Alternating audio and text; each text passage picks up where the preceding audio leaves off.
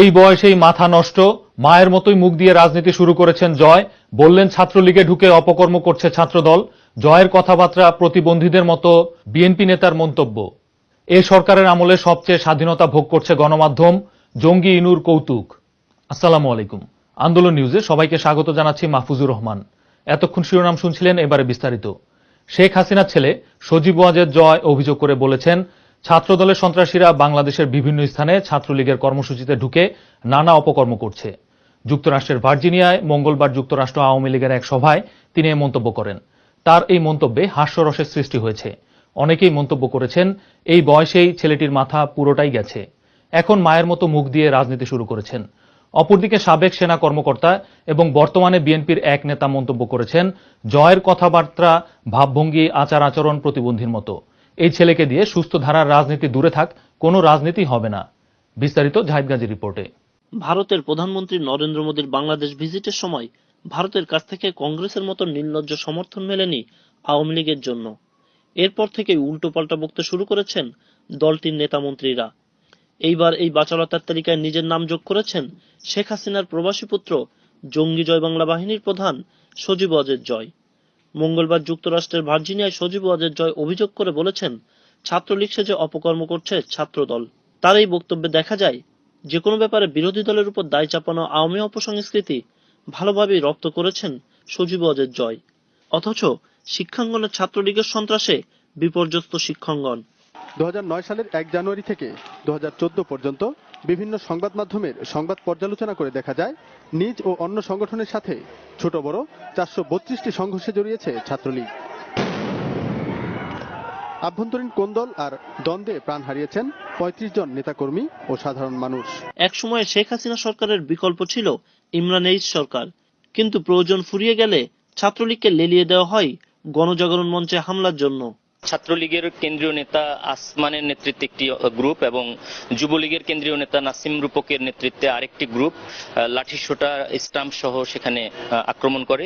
তবে হামলার ঘটনা জয়গুরুর মতো অস্বীকার করেন ঢাকা বিশ্ববিদ্যালয়ের উর্দু ছাত্র ছাত্রলীগ সাধারণ সম্পাদক উর্দু নাজমুল। গণজাগরণ মঞ্চ শুধু ছাত্র সমাজ থেকেই নয়, জনগণ থেকে বিচ্ছিন্ন হয়ে গেছে। আসলে এই ছাত্রলীগ এখন ছাত্রলীগ আছে কিনা সেটাই বরং বড় প্রশ্ন।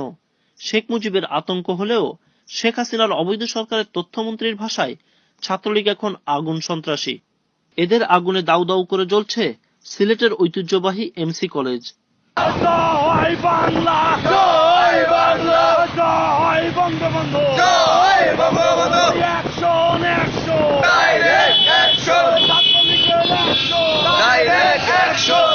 সন্ত্রাসী জয় বাংলা বাহিনীর সদস্যরা এভাবেই স্লোগান দিয়ে জ্বালিয়ে পুড়িয়ে দিচ্ছে সমাজ সভ্যতা শিক্ষাঙ্গন। তাদের হুঙ্কারে বিব্রত আজ প্রশাসন।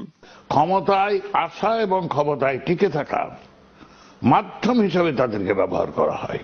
সরকার যদি ইচ্ছা করেন, 1 মাসের মধ্যে সমস্ত শিক্ষাঙ্গনকে অস্ত্র বিমুক্ত তারা করতে পারেন। করছেন না কেন? করছেন না কারণ তাদের উদ্দেশ্য এদেরকে বাহন হিসেবে ব্যবহার করা। ছাত্রলীগের এইসব দানবদের বাঁচাতে গিয়ে ছাত্রদলের উপর দায় চাপানোর পর এখন প্রশ্ন উঠেছে, এই ধরনের বুদ্ধি নিয়ে সজীব ওয়াজেদ জয় উপদেষ্টা সেজে কেমন করে শেখ হাসিনাকে বুদ্ধি দেওয়ার নামে বেতন হিসাবে কোটি কোটি টাকা বাগিয়ে নিলেন। 1,60,00,000 টাকা প্রতি মাসে পায় বাংলাদেশ থেকে। তার মানে একটা উপদেষ্টার বেতন 1,60,00,000 টাকা প্রতি মাসে, বছরে কত হয়? সে কি কাজটা করে? তাহলে জনগণের এই টাকাগুলো চলে যাচ্ছে এবং এটা প্রকাশ করার কারণে রাষ্ট্রপতি প্রধানমন্ত্রী তো এত বেতন পায় না, পৃথিবীর কেউ পায় না, পৃথিবীর কেউ না, ক্লিন্টন আপনার ওবামাও পায় না। শেখ হাসিনার পুত্র, কন্যা এবং বোন তারা সবাই বিদেশে থাকেন। শেখ হাসিনা ক্ষমতায় এলে বাংলাদেশে তাদের উপদ্রব বেড়ে যায়, তবে যে কোনো সময়ের চেয়ে এবার তাদের উপদ্রব বেশি। সজীব ওয়াজেদ জয় তার মায়ের তথ্য উপদেষ্টার পদবি ব্যবহার করে ছাত্রলীগের সন্ত্রাস সম্পর্কে করা মন্তব্যটি ইনু মতিয়া টাইপের রাজনীতিকদের মতো মনে হয়েছে। শুধু শেখ হাসিনাকে খুশি করা ছাড়া ইনু মতিয়াদের রাজনীতি করতে মাথায় আর কোনো বুদ্ধি থাকার প্রয়োজন নেই।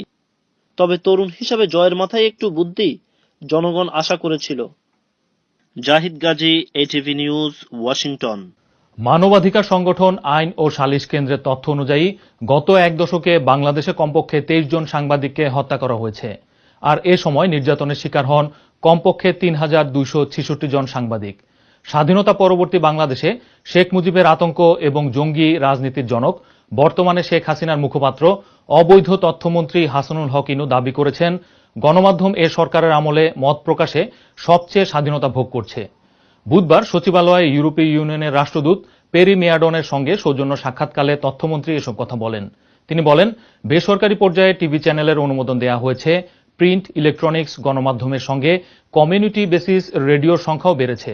তবে ইনু এটি বলেননি শেখ হাসিনা কিভাবে সাংবাদিকদের নিজের কর্মচারীদের মতো ধমকাচ্ছেন। এই মিডিয়া তো আমারই দেওয়া, এটা ভুলে যাবেন না।